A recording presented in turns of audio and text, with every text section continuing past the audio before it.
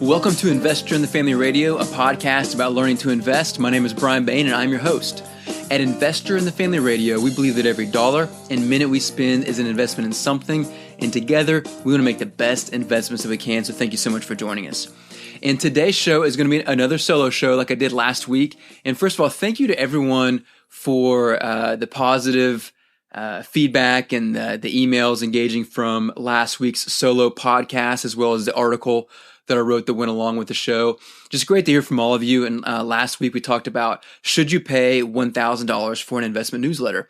And a lot of great dialogue. There's some good comments on the article on the website, and also some great emails offline as well, which I really enjoyed hearing from all of you, and some of the journeys you've been down, some of the things that you've tried, and some of the letters that you are currently subscribing to, and how much you've liked them. So in today's show, we're going to talk a little bit about really just talk more about where things are going with Investor in the Family, where things are at right now, and some of the services that are coming up for the company that I think really will help provide a more full service opportunity for you to grow as investors. And I'll talk more about that in a moment.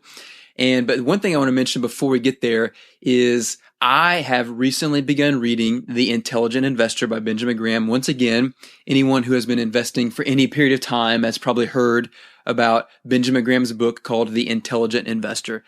Warren Buffett says it's by far the most or the best investment book ever written, or some kind of a grand, amazing endorsement like that. So everyone always talks about this being a seminal book on investing. I read it before, but I wanted to come back to it and read it again, because any book that valuable needs to be read more than once, in my opinion. So here's what I'm doing. I'm starting a reading club around the book, The Intelligent Investor. So if you have ever wanted to read this book and haven't yet, maybe you've read it before and thought, man, I kind of forgot what I read, or I need to reinforce some of the ideas, or I read it and I'm not applying what I read, this book reading club is for you. I almost called it a book club, which I'm intentionally not doing. That doesn't sound very cool. A reading club doesn't sound cool either, but I don't have a better name as of yet. So if you have ideas, please let me know. But I'm starting a reading club around the book, The Intelligent Investor, and I'm looking for about 15 people. I don't really want to have more than that, because if you get too many, there's not room for good dialogue. I'm honestly fine if it's less than that. And I've actually got a very simple application for people to fill out. Anyone interested in reading this book with me and a group of other serious investors, people who are willing to say, you know what, I'm tired of trying to keep up with daily investing news, the onslaught of new articles and everything else coming into my email inbox every day. And we're going to stop that for a month and a half, and focus on actually becoming better investors. Instead of chasing the next big idea, stopping and investing in our investment education. And so that's what we want to do. So if that piques your interest, if you are that kind of person, if you're willing to commit to doing this and reading this book in 4 to 6 weeks, having several discussions about the book, and having an engaged online community discussing this book and how we want to apply it in our lives as investors, then this is for you. There will be a link in the show notes for the show, and also a link in the email list the link's actually just going to be in this week's article and in the email list for this week as well. Okay, I'll put it in the show notes. I'll do that as well. So you can find it there. Go to either one of those things. You'll get it in an email this weekend. You'll get it in the show notes for this podcast, and you'll get it in this week's Friday solo show or investing journal article at investorinthefamily.com. There'll be a link to an application to fill out. Be sure to fill that out over the next week or so, because I'm ready to get started. I want to dive in. I want to do this. There is no cost for joining this group. Just people who are willing to commit and people who really want to become better investors. So if that's not you, then don't waste your time or mine. So that's what I just want to put that plug in there before we get started. But today I want to talk a little bit about where I'm at investing wise, kind of some things that have been going on for me this week, because basically this is an investing journal. This is a chance for me to debrief and hopefully do it in a way that is beneficial for you as well. And again, I want to continue to have feedback as I'm learning how to do this well.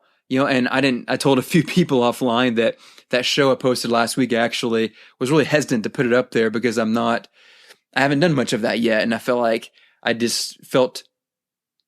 was a bigger step, a little more vulnerability in that show, but I appreciate all the positive feedback, and I look forward to doing more of that as well. And so this week, I, again, was getting back into The Intelligent Investor and was so encouraged the very beginning of the book, Warren Buffett wrote a foreword or an introduction forward. I forgot how they described it. At the end of the day, what's the difference between a preface, a forward, and an introduction? I'm sure somewhere there's an author out there who's screaming, there's a huge difference, but for the rest of us, whatever. But at the beginning of this book, Buffett makes a quote, and he says, to invest successfully over a lifetime requires two things. One, a sound intellectual framework for making decisions. And two, the ability to keep emotions from corroding that framework. Man, I was so pumped when I heard him say that, because that's where I'm at. That's what I believe I need. That's what I believe you need. And that's one of the things I want to continue to reinforce in this podcast, on the website, and the products that we're creating. And so some things that I've got up my sleeve right now. The first one is building out a program to help you and me build a sound intellectual framework for making investment decisions. How many of you are out there who are trying to figure out this investing stuff on the side, and you're spinning your wheels, and every week you're trying to keep up with articles of people you follow online, you're trying to keep up with the news, and you end up skimming the article because you don't have time to read the full article, much less look behind the scenes to test the thesis or the research in the article. And then at the end of the day, you're left just kind of swinging at whatever you can and hoping you don't strike out with your investments. I mean, that is not the way to go. And I know you don't like that. I know that you don't like doing it that way, but you're left thinking, what else option is there, right? I know what you're thinking, because I'm there too. There are other options. And one of them is like the book club I mentioned.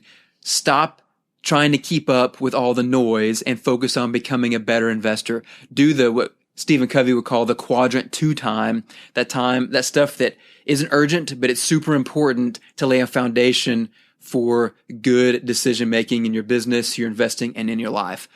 So that book club, the reading club I mentioned for the intelligent investor, is great quadrant 2 time. And this program I'm building, I think, will be great quadrant 2 time for you as well. A great thing for you to build a sound intellectual framework for making decisions. And we're going to spend time evaluating how a lot of different people build their portfolios.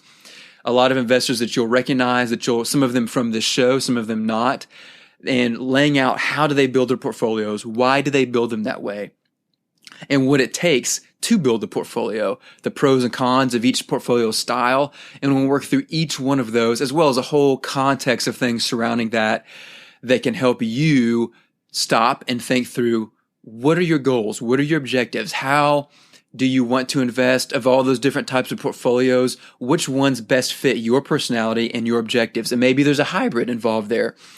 And most importantly, how can you create a portfolio that protects your money and prevents you from making those big mistakes that I've made, and I know that you've made also, that have lost thousands and thousands of dollars in your portfolio? You know it's true. If it wasn't true, you probably wouldn't be listening to this show right now. So I'm building out some programs to help with that. More of that coming.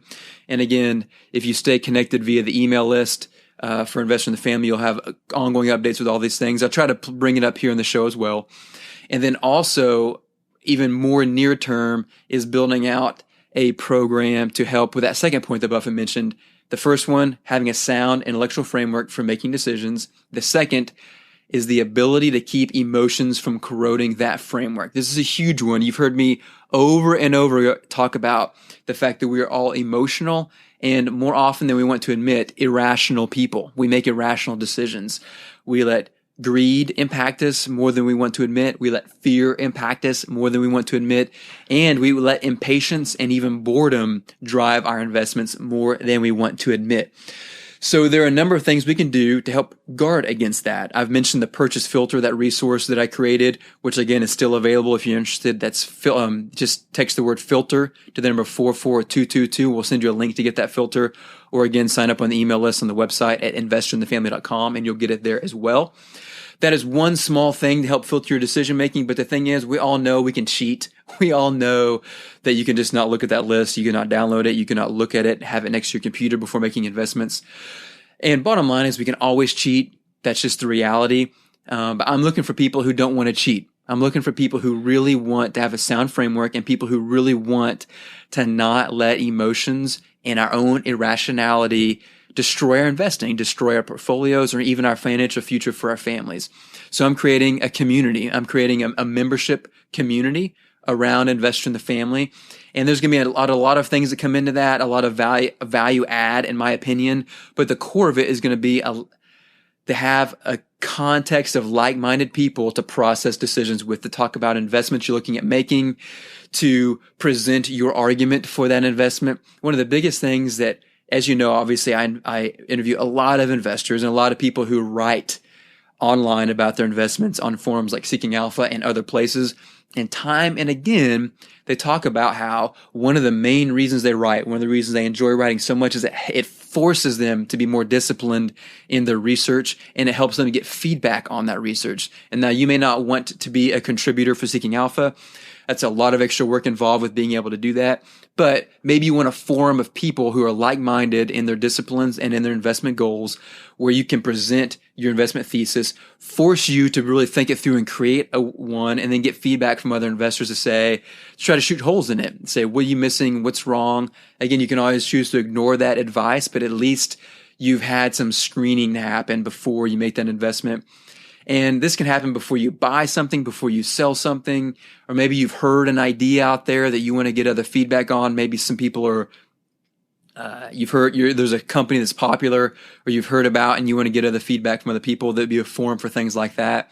And it'll be a place where I'm going to be in the midst of. I'm going to be diving in. I'm going to be talking about what I'm doing, why I'm doing it, not as a recommendation at all, because I don't encourage anyone to do what I do with my investments. That's your decision, and you should always be the final arbiter of decision making for your portfolio. So anyway, that's what I'm working on. I hope to have that launched, perhaps even within the month. This is August, beginning of August right now, as I'm recording this. So that's what I'm thinking, and that's what's going on. And again, I think this reading club for the intelligent investor will be a nice precursor to that. So I hope you guys will take advantage of those opportunities, and I'd love to have feedback. A number of you have been emailing me recently as I've been talking about some of these ideas. Again, my email address is Brian, BRIAN, at investorinthefamily.com. Shoot me an email and give me feedback on any of those resources I just mentioned, those opportunities, as far as whether or not that speaks to you, and maybe some ideas you may have of what you'd like to see as a part of building out those frameworks and having that community to protect us from our own emotions and everything else. So very excited about those things. I'm also excited about the reading club that I mentioned, but also want some more feedback from you as well, just from Investor in the Family as a whole. Because for a while, I've been trying to have a certain mold for how I'm creating content with Investor in the Family, with the podcast, with the writing on the blog at investorinthefamily.com. And I keep finding myself getting a little frustrated because there's more content that I want to share than I feel like I have the ability to be able to create and produce well. That's one of the reasons I'm talking to you right now, because it's a lot easier for me to talk about these things than it is to produce them well. Because you write a blog or even a podcast, there's editing, there's post-production, there's formatting, there's promotion, all these things that go into it. And so I'm at a place now where I'm kind of wanting to take the lean startup approach to this. And some of you may be familiar with the book, The Lean Startup. I believe the author is Eric Ries, something like that. Very popular in the entrepreneurial world. And the whole idea is just keep trying stuff and don't spin your wheels forever trying to build a perfect plan, then implement it, but keep trying stuff, find what works, and improve along the way. That is the direction I want to start going more and more with Investor in the Family. So you may be seeing new things coming. You may see like for example, right now I have about 4 or 5 different interviews with investors who have written some really compelling content recently. And I found this content online. I contacted them and they said yes to an interview. And we just sit down and talk about what I felt was some very engaging, enjoyable, and interesting content about investing. And we had a great conversation about it. And I've got like 5 of these in queue. And if I try to stick to a traditional podcast schedule or preset schedule, that means those things, which are fairly timely in their content, won't be released until September. And I'm not going to do that. So I'm thinking, well, do I either dump them all on you right now, or do I spread them out over a period of time to where they're not even as really, they're always going to be relevant, hopefully, because I want all the content to always be evergreen, even if the specific companies and information is not timely. The learning that can take place from the dialogue hopefully will always be helpful. But either way, if someone's writing about a timely idea or piece of content, whether it be about earnings reports or whatever else, I want you to have that now. And I want to put that off until September or whenever that may be. So I'm thinking about next week actually just dumping a number of podcasts into the feed and letting people enjoy them as they want to. And maybe you'll hit an episode you think, well, this is not really something I'm interested in. We'll just skip past it and go to the next one. But also give me some feedback. Maybe you think, man, Brian, I would rather you spread it out. I don't want this dumped in. But again, my idea is I want to give you content when there's content to give. And if there's not content to give, I don't want to give you anything. Because if I'm forced to do something on a certain schedule, then I don't want to create stuff that isn't valuable and worthwhile for you. Because I want every time you see something show up on the podcast, on the email, on the blog, I want you to think, this is going to be good. That's what I want to get. And with your help, we're going to get there together. So I've said enough. I've talked a lot. And just as far as investments this week, I've continued to work with the options, I'll say experiment that I mentioned a few weeks ago and months ago, where I've been buying very, very, very, very small positions in different options contracts where I think there is a very reasonable to high probability of an event taking place that the market is not factoring in right now.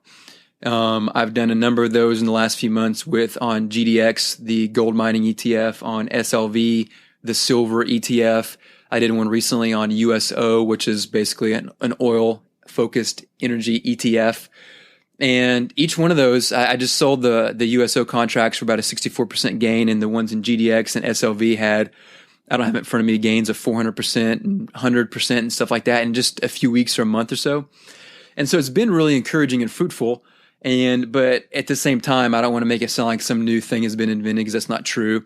And as that continues to develop, I'd love to share more with you about what I'm doing and how that's working. If you want to learn more about that, shoot me an email.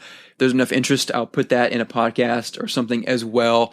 But you know what? I've spoken enough for today. Thank you so much for listening. And thank you so much for all of the support you provide at Investor in the Family. You already know about the purchase filter. You know about Amazon. If you want to support us, you can go to investorinthefamily.com/Amazon, and it redirects you to the Amazon site. So anytime you buy something on Amazon, just go to investorinthefamily.com/Amazon. It'll redirect you straight to Amazon.com. Your entire shopping experience and prices will be exactly the same, but Amazon pays me a very small commission to help. And it can be a way for you to support the show indirectly. One last thing too, is Bitcoin had a huge drop in price this week, 17 to 20%, I believe. That was all about a bunch of Bitcoin were stolen from an exchange in Japan, around $65 million worth. Big deal. A lot of it was stolen. How do I react to that? Honestly, it doesn't bother me. I think Bitcoin is still a frontier type idea. The amount of money I have in Bitcoin is not something that I want to lose any sleep over. I've called it a lottery ticket for a long time. I think it's improved from there in terms of risk level. I don't really consider it a lottery pick anymore. I do think there could be potentially some notable money to be made by purchasing Bitcoin. And so I've done that. And again, there's some links on the website if you want to do that and get a 10% bonus for doing so. Basically, if you go buy some Bitcoin, $100 worth of Bitcoin through Coinbase.com using my link, you'll get an extra $10 of Bitcoin for free, and so will I. So you can always check that out as well. There'll be links to that in the articles and emails. But anyway, you've heard enough from me. Thank you so much for all your support of the show. This is Brian, and thanks for joining the family. The information and opinions contained on this podcast are for educational purposes only. The information does not consider the economic status or risk profile of any specific person. The information and opinions expressed should not be construed as investment trading advice and does not constitute an offer or an invitation to make an offer to buy and sell securities.